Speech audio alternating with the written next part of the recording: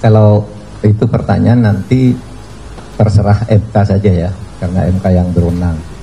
Tetapi di dalam pengalaman kita sudah berkali-kali menjadikan MK itu bukan lagi mahkamah kalkulator.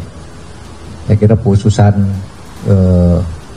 tahun 2008 yang pertama itu adalah satu contoh bahwa MK itu bukan mahkamah kalkulator, dan seterusnya dipakai sampai sekarang. Sampai istilah TSM itu sendiri masuk di dalam hukum kita. Sebelum itu tidak ada. Artinya MK itu bukan sekedar mahkamah kalkulator. Tinggal nanti kreativitas hakim MK. Saudara, soal gugatan itu sebenarnya begini. Kita ini melakukan reformasi karena ingin membangun negara ini sebagai negara demokrasi dan negara hukum. Demokrasi dan nomokrasi. Perjalanan pertama sampai belasan tahun itu bagus. Demokrasi dan hukum kita lumayanlah bagus. Paling tidak dari sudut institusionalisasi. Tetapi pemilu yang sekarang ini dinilai oleh banyak pakar, pelaku politik yang sudah senior sekali sebagai pemilu yang paling brutal. Karena memang tidak ada pemilu sebelumnya yang seperti ini, di mana aparat turun, lalu pejabat tertinggi juga turun. Meskipun bilang tidak kampanye, isinya pasti dirasakan kampanye, sehingga ini dianggap, apalagi ada ancaman-ancaman ya politik,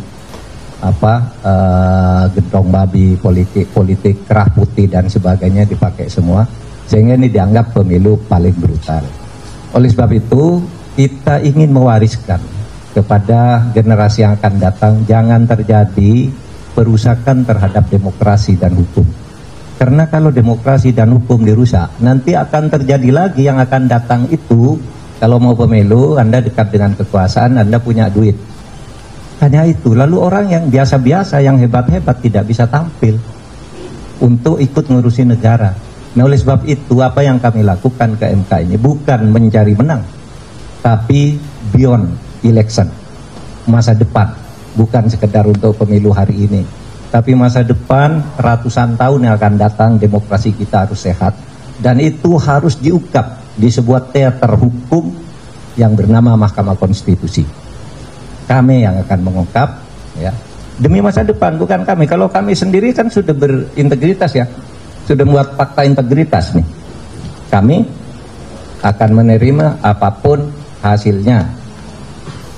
Kalau ada ketidakpuasan terhadap sebuah proses, ada mekanisme hukum. Ini yang kami pakai sampai titik akhir, agar rakyat dan bangsa Indonesia di masa depan, generasi muda seperti saudara ini ikut menjaga Indonesia harus dibangun sebagai negara demokrasi yang benar, berkeadaban dan berkeadilan, juga berhukum dengan benar. Itu saja. Terima kasih.